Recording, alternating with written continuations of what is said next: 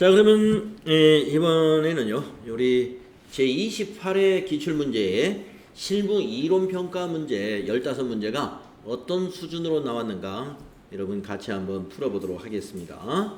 자, 이론평가 15개 중에서 10개를 맞추겠다라는 목표로 여러분 좀 노력을 해야 됩니다. 자, 1번부터 보겠습니다. 다음은 주식회사 한공의 2019년 상품거래 내역이다. 총평균법을 적용할 경우 매출 원가는 얼마입니까? 이랬어요. 네. 자, 총평균법의 매출 원가 구하는 거니까 일단 평균 단가를 먼저 구해야 되겠고, 평균 단가를 구한 다음에 매출 수량에다가 곱하기 하면 되죠.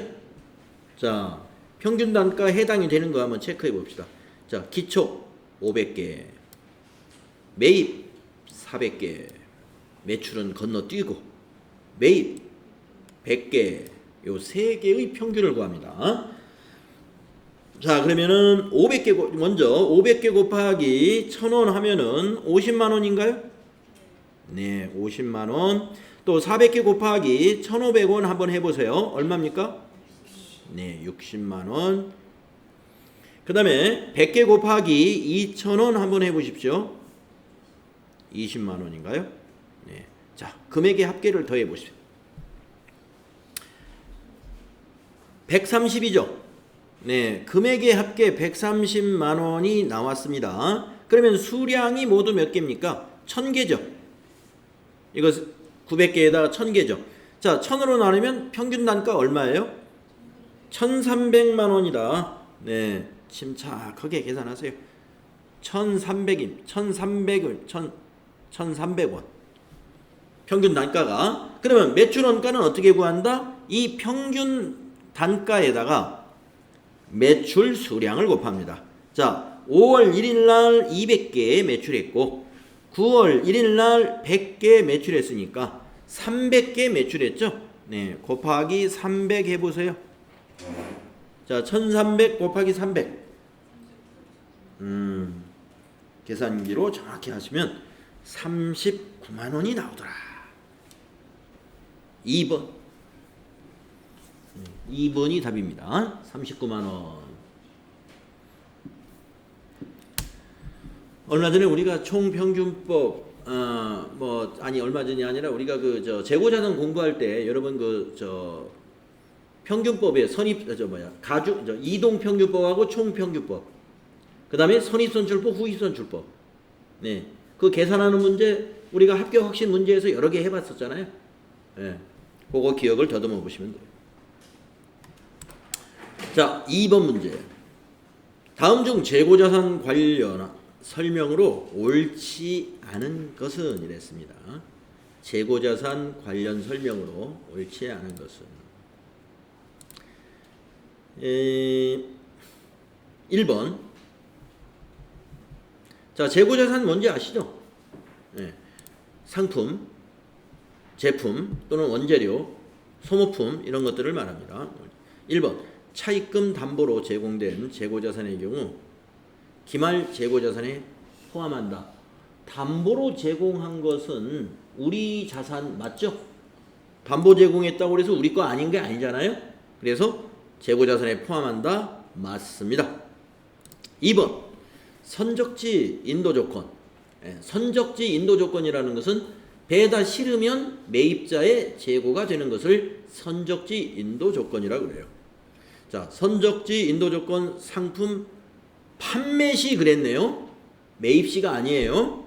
판매 시 선적이 완료된 재고는 판매자의 재고자산에 포함한다. 이거 답이군요. 2번 틀렸습니다.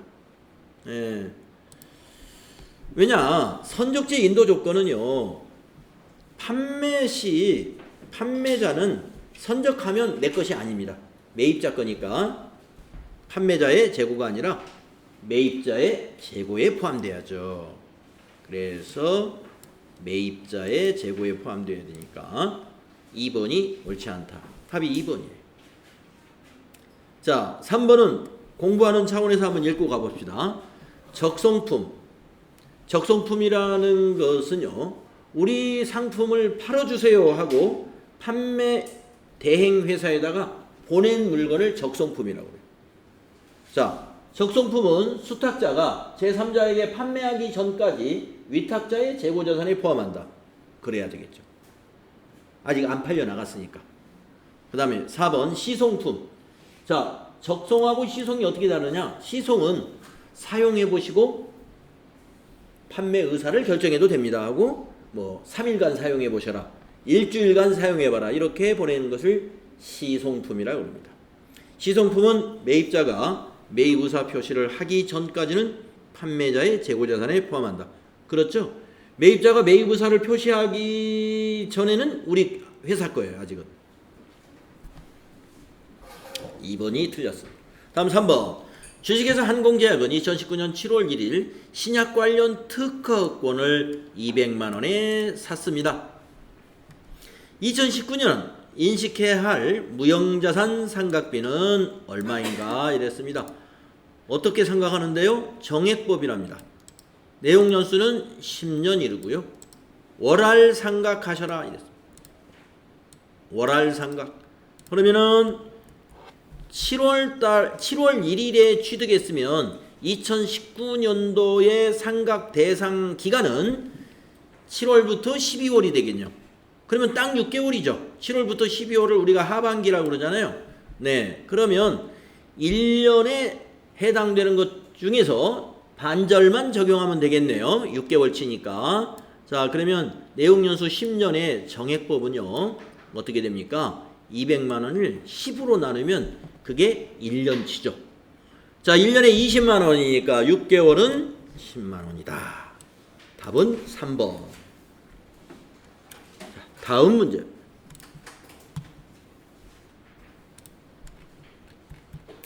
자, 4번 문제 보도록 하겠습니다. 다음은 주식회사 한공의 결산정리 분계이다. 손익계산서에 미치는 영향으로 옳은 것은 이랬습니다. 자, 이거는 밑에 보기를 보면서 하나하나 검증을 해야 되겠네요. 법인세 차감전 순이익이 20만 원 증가한다. 이야, 이거 계산 다 해봐야 되겠는데. 네. 여러분 4번 문제는요, 저 같으면 이거 맞출 수는 있어요. 근데 시간이 꽤 걸립니다. 그러니까 시간 남으면 풀 문제야, 이런 게. 예. 왜냐면 이거 너무 항목이 많아. 이게 10개 항목을 가지고 이거 법인세 차감전 순이익, 영업이익 이거 다 맞는지 확인해 봐야 되거든요. 그러면 손익계산서 아예 옆에다 딱 손익계산서를 하나 작성을 해요. 네. 자, 손익계산서를 하나를 작성을 합니다.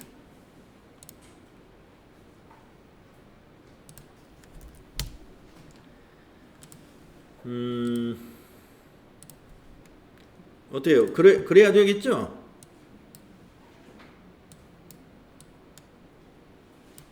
네. 자, 매출액부터 한번 써봅시다. 아, 타자. 자, 매출액이 얼마인고 하니까.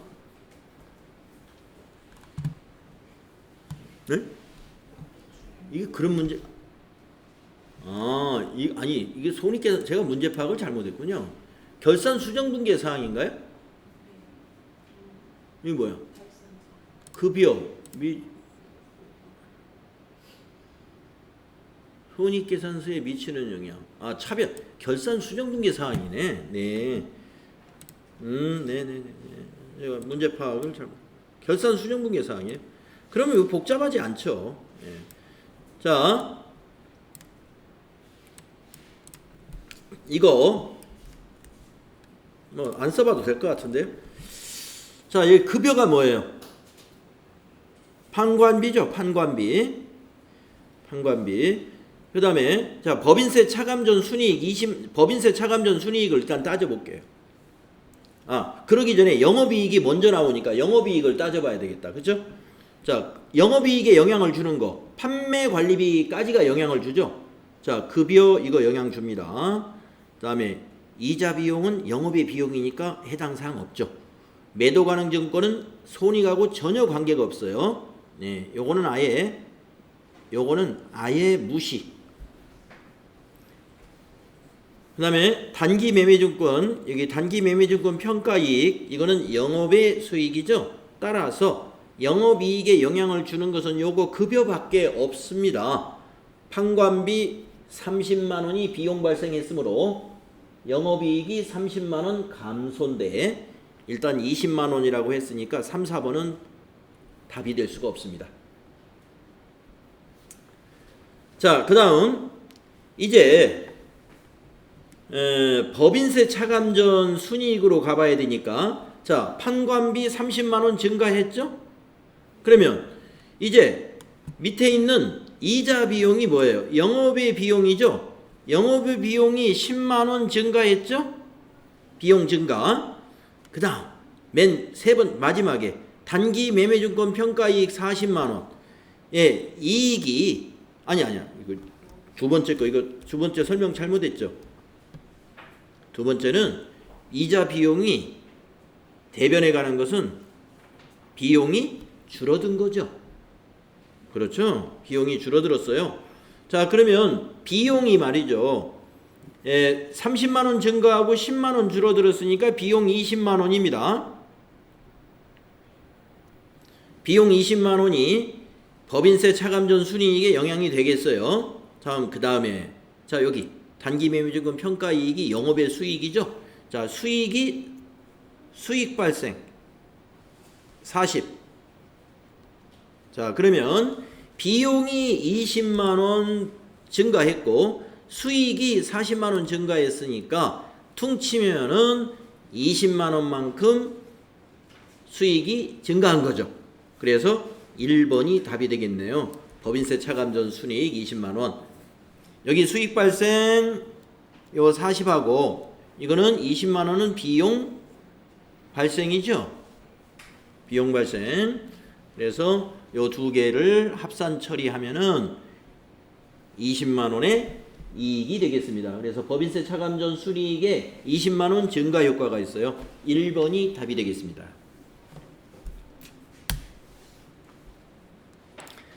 자, 왜 세 번째 매도가능증권 평가이익은 자본이기 때문에 손익계산서하고 아무 관계가 없다 이랬죠? 예, 여러분 손익계산서에 미치는 영향이다 그러면요 수익과 비용만 가지고 따져야 돼요. 자산부채 자본은 손익계산서에 영향이 없는 거예요. 수익과 비용만 가지고. 그런데 영업이익은 판관비까지만 영향을 줘요. 매출원가하고 판관비까지만. 그렇죠? 여러분 손익계산서 양식 이거 모르면 안 된다 이거죠. 네. 혹시 아직 공부가 다 준비가 안 된 분을 위해서 손익계산서 양식 한번 여기다 써드릴게요. 자, 매출액이 여기 나옵니다. 가령 매출액이 1,000원이다 라고 했을 때 거기서 제일 먼저 빼는 비용이 매출원가입니다. 매출원가가 가령 300원이다 라고 300원이라고 한다면 우리가 이것을 처음에 산출하는 이익이 매출 총이익을 산출하죠. 그래서 매출 총이익을 우리가 700원이라고 산출을 해내는 거예요. 거기에서 이제 판매비와 관리비를 판매관리비라고 그러죠. 그걸 뺍니다. 만약에 판매비와 관리비가 가령 200원이었다라고 한다면 200원을 빼요. 그 판매비와 관리비 개정 과목이 굉장히 많죠. 여기 나오는 급여부터 굉장히 복리후생비 이런 것들이죠. 여비교통비, 접대비 이런 것들이죠. 이걸 뺀 것이 바로 여기에 나오는 이 영업이익이에요. 그래서 영업이익이 이 순간에 나오는 겁니다. 그래서 영업이익이 이렇게 하면 500원이 나와요. 그 다음에 이제 더하는 것이 하나 있죠. 영업 외 수익을 더해줍니다. 만약에 영업의 수익이 100원이었다면 100원 더해요. 바로 또 빼주는 게 있죠. 영업 외 비용을 빼줘요. 영업의 비용이 200원이다. 그러면 200원 빼줍니다.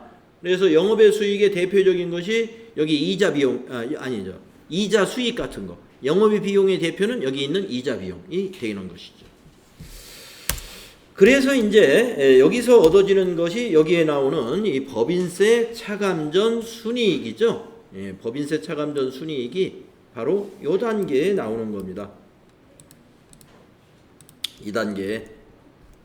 그래서 법인세 차감전 순이익이 400원이 되겠죠? 600원에서 또 200원을 빼니까 거기서 이제 마지막으로 나타나는 비용이 법인세 비용이죠.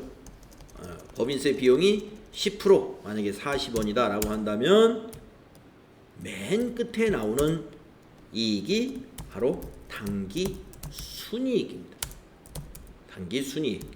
그래서 우리 회사 이런 경우 우리 회사 당기 순이익은 360원이다. 이렇게 기록할 수 있다. 자, 손익계산서의 구성 요소 단계별로 이것이 우리 머릿속에 완벽하게 정리가 되어 있어야 됩니다. 이것이 정리가 안 되어 있으면 이 4번 문제 못 풀어요. 네. 번지수가 어떻게 되는지 모르니까 영업이익이 여기까지가 영업이익인데 이거 이자 비용을 이거 어떻게 비용 발생이라고 봐야 되느냐? 영업이익 계산할 때는 비용으로 안 봐요. 왜? 영업이익 계산할 때는 비용이 매출 원가하고 판매 관리비까지만 빼주는 거니까. 네. 그런데 법인세 차감전 순이익을 구할 때는 이거죠. 영업외 수익, 영업외 비용 다 계산해 줘야 돼.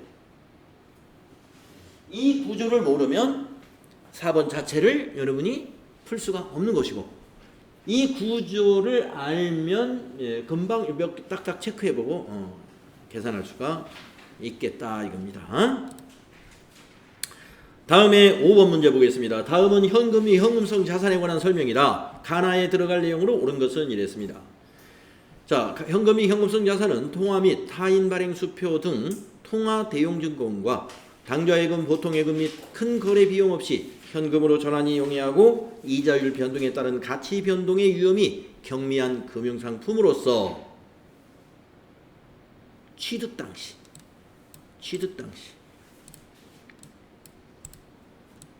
첫 번째 가로는 취득 당시 만기일이 몇 개월? 3개월. 그래서 1번이 답이 됩니다.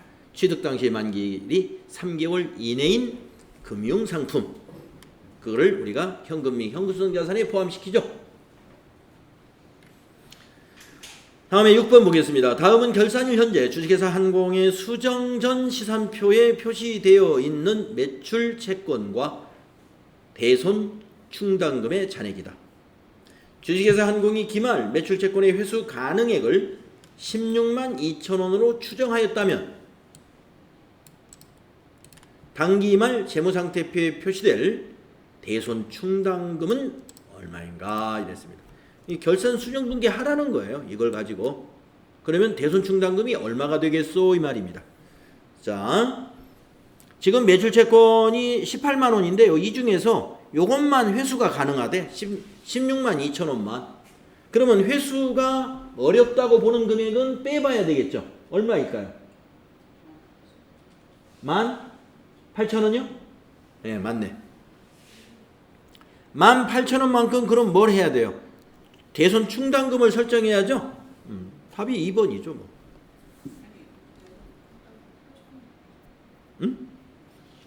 대손 충당금 잔액이 얼마냐 그랬잖아요. 그러니까 18,000원이 잔액으로 나와야 되잖아요. 예. 대손 충당금 잔액이 8,000원 있으니까 10,000원만 추가 설정하면 되는데, 여기서 물어본 것은 추가 설정이 얼마냐를 물어본 게 아니라 재무상태표에 대손 충당금 잔액이 얼마가 표시될 겁니까? 이걸 물어봤기 때문에 이 18,000원이 표시돼야죠. 그렇죠? 예. 그러니까 여기 18만 원에서 여기 16만 2천 원 뺀 거, 이걸 뺀 나머지가 회수 불가능한 금액이에요. 회수 불가능한 금액만큼 우리가 대손 충당금 설정하는 거 아니에요. 예. 그런데 만약에 이 문제를 살짝 바꿔서 재무상태표가 아니라 손익계산서에 대손 상각비, 손익계산서에 대손 상각비는 얼마로 표시되는가 하면, 그렇죠. 그럴 때는 10,000원입니다. 왜? 이 수정 분계를 할 때 차변의 대손 상각비가 10,000원, 대변의 대손 충당금이 10,000원 이렇게 회계 처리하잖아요. 그러니까 대손상각비가 손익계산서에 가니까 손익계산서에 표시되는 대손상각비는 10,000원이 되는 거고, 대손충당금은 여기 기존에 8,000원에다가 추가 설정한 10,000원이 더해져서 결국에 18,000원이 된다. 그런 얘기입니다. 근데 이 문제는 손익계산서의 대손상각비를 물어본 게 아니라 대손충당금의 잔액을 물어봤으니까 18만 원에서 16만 2천 원을 뺀 이 자체가 대손충당금이 되는 거예요. 다음에 7번. 다음 중 유동부채에 해당되지 않는 거, 매입채무 유동부채, 단기차입금 유동, 미지급법인세 유동, 퇴직급여 충당부채 비유동이 되겠습니다.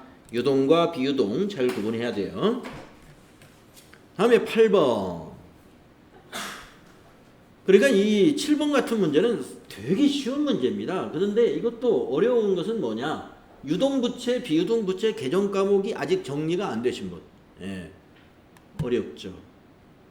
예, 여러분 비유동부채가 몇 개 안 돼요. 비유동부채가 몇 개 안 되니까 퇴직급여 충당부채, 장기차입금, 네, 그 다음에 사채, 예, 사채, 뭐 이런 것 등으로 해서, 그 다음에 뭐 임대 보증금 같은 거, 이런 것이 비유동입니다. 예. 1년 안에 갚아야 되는 게 유동이에요. 그래서 답이 4번이 비유동입니다. 다음 8번. 다음은 주식회사 한공의 임차료와 관련된 자료이다. 자, 임차료 비용이죠. 판매관리비. 기말에 주식회사 한공이 수행할 결산정리분계로 오른 것은 월할 상각을 가정해라. 2019년 5월 1일 사무실을 임차하고 1년분 임차료 24만 원을 현금으로 지급한 후 다음과 같이 회계 처리하였다. 5월 1일 날 1년분을 임차료를 주었으면은 차기분이 몇 월 달까지냐면 4월 말까지죠. 그러니까 차기분이 4개월입니다.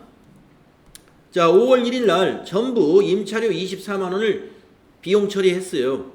그러면 결산 정리를 어떻게 해야 되냐 이거예요. 자, 내년 거 4개월치 이건 어떻게 돼요? 결산 때 비용에서 빼줘야죠. 자, 그러면 1년에 24만 원이면 한 달에 2만 원꼴이죠. 그러면 4개월 곱하기 2만 원. 그러면 8만 원이 되죠. 8만 원의 임차료를 비용 취소시키는 분계가 필요하다. 그래서 차기로 이연해야 되니까 선급 비용 8만 원짜리 이거죠. 차변의 선급 비용, 차기로 2월, 대변의 임차료 비용 취소. 요 분계가 필요한 것이다. 수익과 비용의 이연과 발생에 관한 이 이해를 하지 못하면 제가 여러분에게 앞 시간에서 그랬나요? 수익과 비용의 이연과 발생에 관한 문제를 이러한 그 회계 처리를 이해를 해놓지 못하시면 많은 점수를 여러분이 손해를 볼 것이다 라고 했죠. 왜냐하면 이런 문제가 결산 수정분계로 실기로 나올 확률이 있고 거기다가 또 이렇게 이론 문제에도 또 나온단 말이에요. 예, 그렇기 때문에 만약에 결산 수정분계 문제 나오면 그게 4점짜리고 지금 이론에서 문제가 한 문제 나왔죠. 그러면 6점이에요. 두 개가. 예, 결산 수정분계 할 줄 아는 사람은 이거 다 할 줄 아는 거예요. 다음에 9번 문제 보겠습니다. 다음은 손익계산서에 반영되어야 할 내용으로 옳은 것은 이랬어요. 손익계산서에 반영. 매도가능증권 평가는 자본이라고 하는 거 여러분 이제 잘 알죠? 예. 유형자산에 대한 감가상각비는 이 손익계산서에 가야죠. 감가상각비가 판매관리비잖아요. 예. 2번이 답인 것 같고 일단 답이라고 살짝 체크해 놓고 3번 특허권을 취득하기 위해 지급한 금액은 자산이죠. 이건 자산. 재무상태표로 가야죠. 4번 취득 재비용을 포함한 건물의 취득원가. 건물의 취득원가니까 건물이죠. 자산이죠. 자산. 재무상태표로 가야죠. 자산부채 자본은 재무상태표로. 수익과 비용은 손익계산서로. 따라서 2번이 확실하다. 다음 10번. 당기에 지출한 자료가 다음과 같을 때 판매비와 관리비는 얼마입니까? 판매비와 관리비는 얼마입니까? 여기서 판매비와 관리비만 체크해 보세요. 급여, 퇴직급여, 배당금 아닙니다. 단기 매매증권 평가 손실, 이 영업의 비용입니다. 감가상각비, 이거 판매비와 관리비죠. 접대비는요? 판매비와 관리비죠. 네. 그러니까 여러분 판매비와 관리비 우리 그 교재에서 한 19개인가 20개 쫙 정리했었어요. 네. 그거 개정 과목 정리 다 된 사람은 이건 뭐 아주 쉬운 문제죠. 그래서 이 4개를 더하면 됩니다. 자, 200에다가 30, 230에다 258만 원. 268만 원이네요. 네, 1번이 답이다. 이제 부가가치세 문제 같이 가보겠습니다. 자, 11번 부가가치세법상 사업장의 범위로 잘못 짝지어진 거. 사업장. 여러분 부가가치세법상 사업장이 있죠. 제품을 생산하는 곳, 판매가 일어나는 곳, 이런 곳이 사업장이란 말이죠.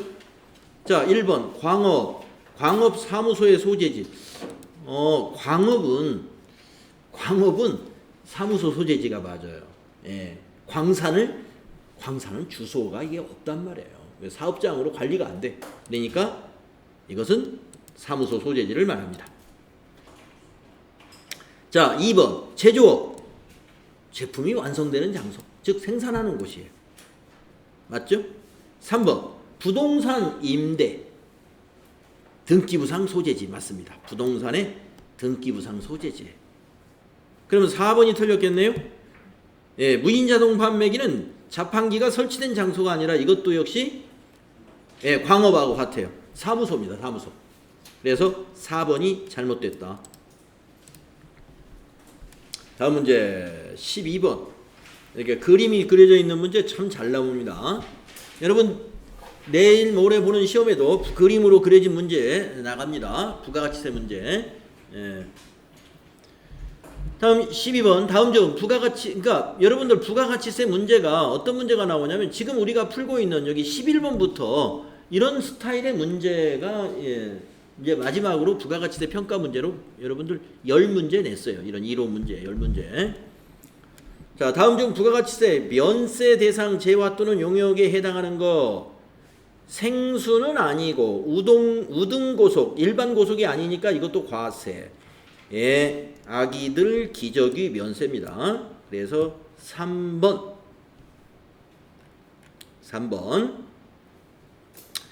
고속철도는 아니고요. 일반 철도, 무궁화호 이런 것들은 면세지만 이 고속철도는 과세입니다.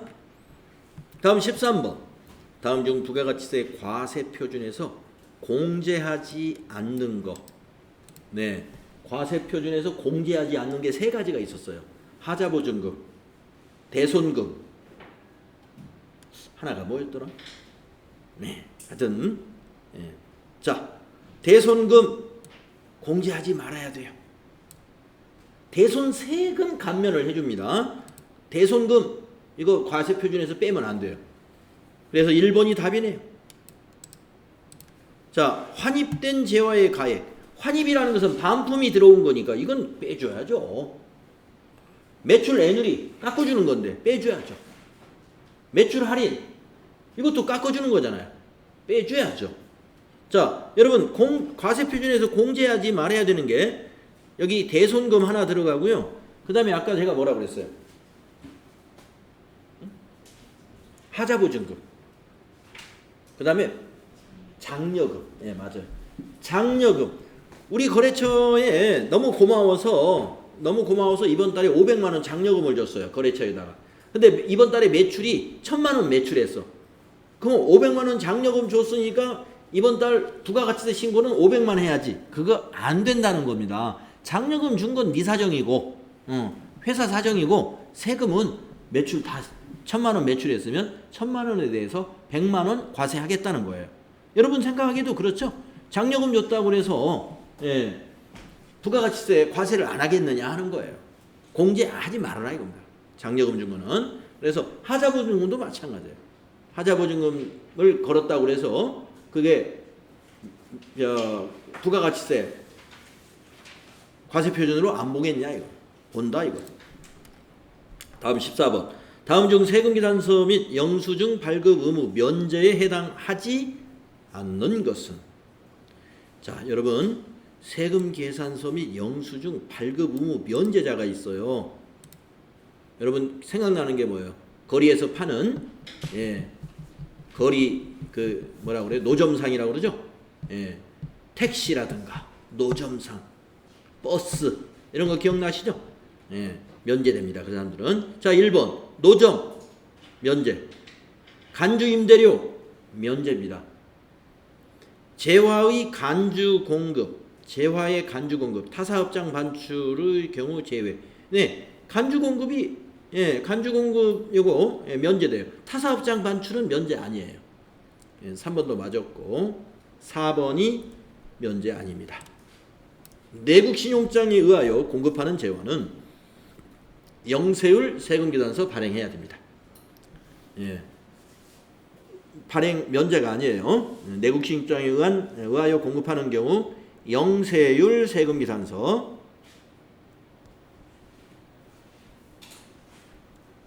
발급한다. 그래서 4번이 해당하지 않는다.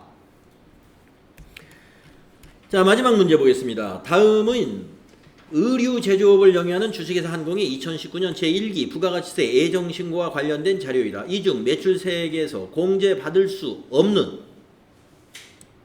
매입세액은 모두 얼마인가? 필요한 세금 계산서는 적법하게 수취했소.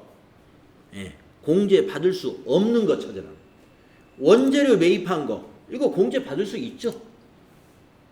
공장 부지의 조성에 관련된 지출은 토지 관련 지출이다 해서 토지 관련 지출에 대한 매입세액은 공제 무한해 줍니다.